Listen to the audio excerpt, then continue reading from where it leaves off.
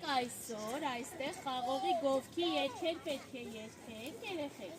և խաղողը ճզմենք։ Խաղողը ճզմելուց մենք ինչ ենք ստանում գիտեք։ Հյութ, իսկ հյութը հնեցնելուց դառնում է գինի և մեծահասակները խմում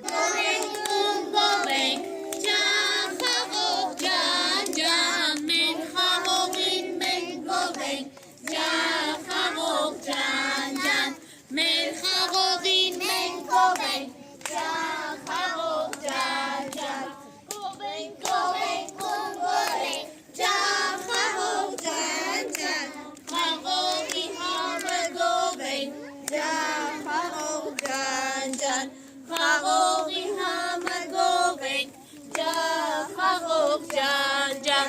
գովենք, գովենք, գովենք, ջան, խաղող ջան, ջան, խաղողի գույնը գովենք, ջան, խաղող ջան, ջան, խաղողի գույնը գովենք, ջան, խաղող ջան, ջան, ջան, ջան, ջան, աշուն է, տես, տես, տես, նախշուն է, համեղ խաղող ուտելու, նա մեզ հայտնի է կանչում,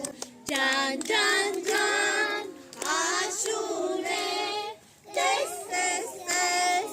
նախշուն է, անուշ մրգեր ուտելու,